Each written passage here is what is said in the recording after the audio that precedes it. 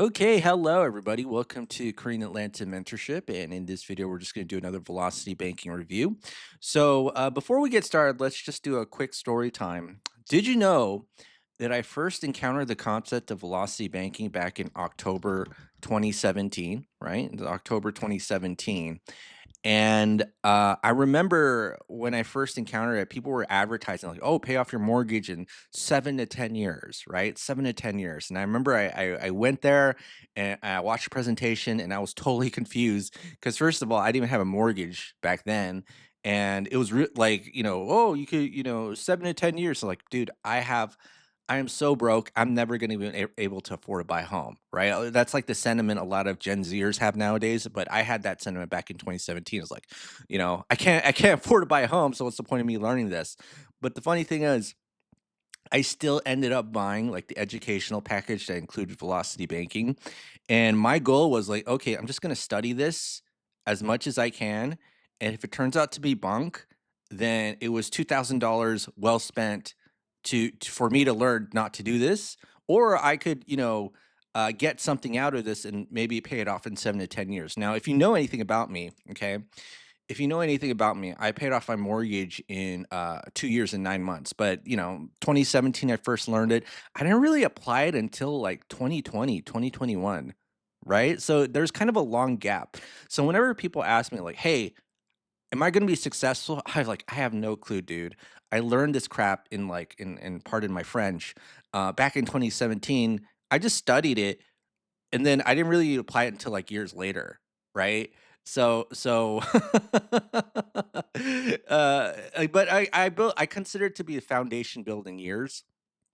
So, but at the same time, I'm glad I got exposed to it because if I hadn't been exposed to it, would I have been able to do this? No. And I guess the question for you is, don't you regret not learning it back in the day? Maybe in 2017, we're at 2025 right now. Could have had a mortgage paid off if you learned it with me. And the funny thing is, every single person that I was like talking to, like, hey, can you learn this with me? Because I don't really understand it. They all didn't even want to listen. So I was like, whatever, I'll just study by myself. And then turns out that everybody's like teaching it after like 2020, 2021. And they're still using a whiteboard when we have 1985 technology called Microsoft Excel. So let's go ahead and go over velocity banking. So, what is velocity banking? All it is a debt payoff strategy where you throw all of your money into debt, like I did right here, with the help of something called a line of credit. So, what's a line of credit? All it is a financial tool where you could borrow money, pay it back, and then use it over and over again. So let me let you stare at this for like 10 seconds, okay? Just look at it for 10 seconds.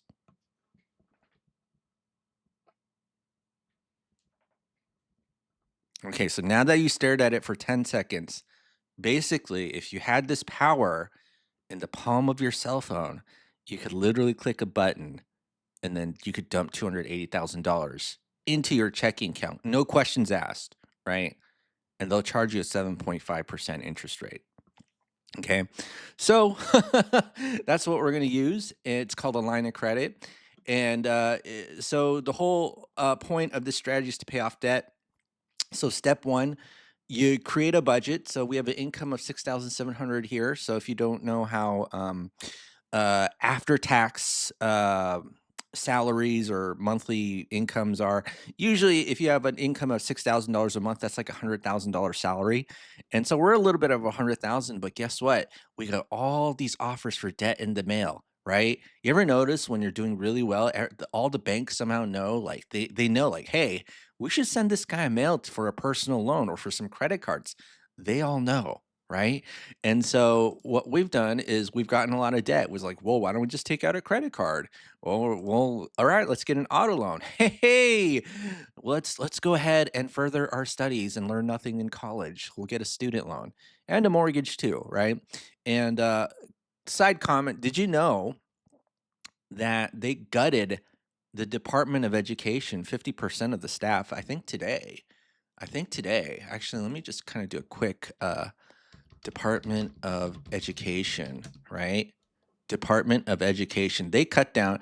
You know who this lady is? She is the wife of of Vince McMahon, so the boss of the WWE Wrestling Federation. This is the best timeline to be in. All right. So you see right here, they're cutting 50% of the workforce. Now, I'm not going to make any political commentary, but I think this is just like this timeline doesn't feel real where half of the education workforce is being gutted by the wife of Vince McMahon. Amazing. Like I can't even explain what I'm feeling right now, right? Now, okay. So, and again, I'm not saying amazing as in like, whoa, these people shouldn't have jobs. I'm saying it's amazing. Like I never would have expected that the wife of Vince McMahon would be slashing the federal government, right? These are like Milton Friedman ideas back in like the 80s. And you remember Arnold Schwarzenegger where he like actually appeared on Milton Friedman's Free to Choose, and then like a couple years ago he's like, "Oh, screw your freedom." I was like, "Bro, like I cannot believe that the wife of Vince McMahon is actually putting in Milton Friedman's like policies more than Arnold Schwarzenegger himself." And if you don't know what I'm talking about, I'm gonna go over that in another video. But back to my point, random tangent. Anyways, education. So we'll see what happens with these student loans here. And the whole point of velocity banking is that you're deliberately not going to save money. So you see this 2587 right here, this 2587. This is your savings, right? You see this? This is your savings. And what you're going to do is deliberately not save money. And the reason why a lot of people have a very hard time putting this 2587 into like a loan or overpaying like a credit card is because it's like, well, if this is gone, where's my emergency, right? But we're going to have a new line of thinking, which is that our line of credit is going to be what we call our main operating account, aka our emergency fund. And so what we're going to do is move some of that debt into our line of credit. And usually we start off with the short-term high interest rate loans or the credit cards, right? And we dump that into the line of credit. So my line of credit's 7.5%, but 8% is reasonable from a credit union. I've even had lines of credit at 10%. To be honest, it didn't make that much difference in my life, in my daily life, whether it was 8 to 10, although you do want the lowest interest rate, okay?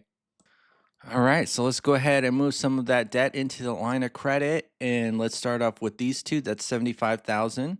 Now, I know what some of you are thinking. How do I get these lines of credit? And the secret to getting credit is understanding what the banks want, right? Banks want to lend to people who don't need money. Because the moment you need money, that's like a big no-no for them. Okay, that's a big no-no to the bank, right? This is how I got over 570, what was it, 83? I don't even know. 500 something thousand dollars in lines of credit. And I have over like 20 credit cards. I got like a couple 15 grand personal lines of credit. I got a new personal line of credit for like $8,300, right? And I got it because I don't need the money. That's the secret to all of this. So velocity banking is actually a great way, like learning about it, to learn to kind of give yourself a good financial foundation. Because if you're able to get lines of credit, and I'm talking about like not just the itty bitty 5 to 10 grand, I'm talking about like 20 grand, 100 grand, 200 grand. That means you don't need money, and therefore the bank will lend to you. Therefore, you have a strong financial foundation, right? Too many people, they go to the bank when they need money, and then they wonder why they get rejected, right? And then they have to like hit up like friends and family because the bank won't lend to them. And you know, the best way to relationship, or I'm sorry, to ruin a relationship is lend people money, right? Because now you're lending people money to, or money to people who need it, and then they're never going to pay you back, right? The story is old as time. All right, so now let's go ahead and do this. And so we moved these credit cards, 75,000, into here. And guess what happens here? Oh my goodness. We literally went from $25, and let me go ahead and dramatically zoom in on this. Dramatically zoom in. $25 to $2,525.87. Can you believe it? Can you believe it? This is the part where I know that some of you even make this good money and you struggle with debt because I see it on TikTok all the time, right? People making good money. Like I'm a nurse and I don't know why I'm broke, but I'm just making minimum payments on my debt, right? We ain't going to do that. We're going to dump our entire paycheck, this entire $6,700 into the line of credit, take our expenses out, and then rinse and repeat over and over again. 2,500, right? So after every single month, the balance of the line of credit should go down by 2,500. And we're going to go ahead and do that. All right, so to get the next month's balance based on the previous month's balance plus the previous month's interest minus, you see this cash flow number right here, 25.87, okay? And then you're like, well, don't they calculate interest? Yeah, I know. You think I don't know that? That's why we have the average function right here to estimate the interest based on the average daily balance, which is times 0.8 divide by 12, right? That's how you get the interest. And then for that month, you pay about $491, right? Paycheck in, expenses out. You pay the minimum monthly payment, right? You pay that, and then that satisfies, and then you lower the interest, and then you and then you just copy and paste these formula. You see how easy that was? We went from 75 to 70 in 2 months. Well, blam, right? Okay, so let's go ahead and copy and paste all of these. Copy and paste, and yeah. All right, and let's go ahead and see how long it takes to pay off that debt. All right, so we're gonna go right here, and then we see that in about 34 months, which is kind of typical on average, you're making decent money, but you're maxed down on credit cards. That's how long it takes to pay off that 75K of credit card debt. So 34 months, 75K of debt, blam, blam. And then now we got 3 more loans.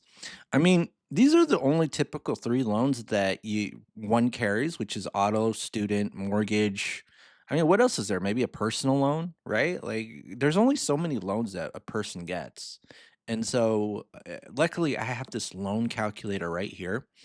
And here we go. Yeah, you just type in, the balance, interest rate, and term. You spit out a payment, and then if you type in the current month, which is 34, it'll spit out the current balance, right? And one of the things that people like are really focused on is like, hey, you know, always focus on the highest interest rate first. Now, sometimes this will actually make sense, right? Like we'll just focus on that first. But when you have a situation, and I've actually done a live stream on this where someone sent me their real life numbers and sent me 22 debts, okay, then this becomes a jumbled mess and confusing, right? And so what I like to do is I like to use the cash flow index. It's a formula that's kind of like a ranking system. The lower the number, that's the debt you want to pay off, right? So for example, let's say you have $100 debt and you only owe 1 penny a month, right? That's like the payment. Well, you don't want to really pay that off early, or actually you want to pay that off last, because that debt takes up such little payment compared to the amount that you owe. That's what the cash flow index is saying. So when you have something like, oh, actually, did I screw up? No, I didn't screw up, right? Okay. So when you have something like a mortgage, right, where you have to pay $210,000 and in order to get $1,100 in your life back, that's not a good thing, right? You want to pay off the thing that gives you the most bang for your buck. So let's pay about 10 grand or 9 grand to get about $400 rather than 27 grand to get $400, right? You see what I'm saying? So that's why I like using this, especially when you got a lot of debts. Again, when someone sent me that 22 debt spreadsheet, I was like blown away. And I was like, wow, I'm a big fan of this cash flow index system because it's just an easy ranking system for me to figure out what debts to pay off in terms of cash flow. So let me go ahead and copy and paste this into, we're just going to move it into the line of credit, right? So let's go ahead and do that. So it's going to be plus 9616.67. And then even if our cash flow doesn't increase, it'll actually be paid off in like 2 months. I don't know if it's going to make that big of a difference, but let's go ahead and do this right here. So 2912, and I'm going to just kind of do this right here. And then this is going to be 2912.61. All right. And then this is going to be this right here. So in 37 months, it's all paid off. 37 months. All right. So now 37 months. And I am going to do this. So 37 months to pay off. What's 75 plus 21? That's 96K. Okay. And so now let's go ahead and do the student loan. So 37 months. Wow, 3 more months. 37, 37. Now, some nuances that I've never really heard in other velocity banking channels is that a lot of velocity banking channels teach, like, hey, the interest rate doesn't matter. And I'm going to tell you that's a big mistake, right? So, if the interest rate of the loan is the same or higher, it's pretty much safe to move the loan into a line of credit. But let's say you have like a 3% or even a 0% loan, and you don't have that much cash flow when you pay it off, you're going to end up paying a lot more interest. So be aware of that. Okay. So let me just do this 26 grand right here. And I'm going to move this 26 grand into here. All right. So now let's get back some of the Z cash flow in our life 26,676.3. And then I am going to go here, which is 0. And that's extra $400 of cash flow in our life. So that's 3,300 and something. And then this is going to be minus 3318.99. All right. And then I am going to look at that. Look how little interest we're paying. Just like less than $100 a month. Yeah, for each month. Amazing. All right. So now 45 months. 45 months. Let's go ahead and do this. So 45 months. Actually, not here. Well, I screwed up. Whoopsie. So 45 months. Okay, so this means 96 plus 35. It's 131K. Well, blam. And then mortgage. So let me go ahead and pull out the velocity banking calculator, especially when you have a very big loan, right? Like this one with the small payment. We got to think about that. So what's the current balance of the loan right now? It's about 45 months. So it's 45. And so $206,000. So we're going to compare two things. We're going to compare just doing small chunks, like moving small chunks into a line of credit, about like $7,000 versus what are we doing? Paying off the whole thing and moving it to a line of credit. All right, so let me go ahead and do this, and this is gonna be 220,000. This is gonna be 206,946.18. 206,946.18. This is gonna be 30 years, and what's the interest rate? We're gonna do 5. And what's the payment amount? It is 1181.01. 1181.01. And 7000 is the chunk amount. And then this is going to be 6,700. And what's our expenses? It's 2,200. 2200. Oopsie, not 22,000. Let's erase a zero there. All right, so 4.3 years. So let's compare the difference between a full replacement of a 5 to 8 versus just doing a small chunk. So a small chunk is 23 grand. And so full replacement is double that. Uh-oh. Ooh. All right. So what we're going to do, okay, what we're going to do is just do small chunks into the line of credit, $7,000, right? So let me just do this right here. So equals 45 divided by 12 plus 4.3. This is going to be 8.05 years, and then we are debt free. Oh my goodness. Ooh, all right. So now we got what we call rich people problems, where we got too much money in our savings. Like, I got too much money in my savings. I feel like I got to invest in something. So that's rich people problems right there. And then, yeah, so now that's where we are today. So don't you wish you learned this in 2017? Oh my goodness. Then maybe you would have just taken a few years to study and practice and feel comfortable with it, get some lines of credit, and then pay off your debts quickly. But I'll be honest, back in 2017, I was just like asking everybody I knew, like, hey, like, do you wanna like learn with me? And it wasn't even like, because I didn't even feel secure about teaching this subject back then, because I was so poor, only making $20,000 a year. And then, I learned not only this, but I also learned how to buy real estate at a discount. But whatever, blah blah blah blah blah. Now I've created a cult, and I think I did. I don't know. I'm a cult leader. Anyways, yeah, that's it for today, folks. This is Karina Lanta Mentorship. Just think about what would have been the possibilities if you learned this strategy back in the day when I first learned it. Right? Would have loved to have a study buddy, especially in the beginning. Because you're like, I don't get this, and then now I kind of do. All right. Have a great day, folks. This is Karina Lanta Mentorship. I'll see you on the next video.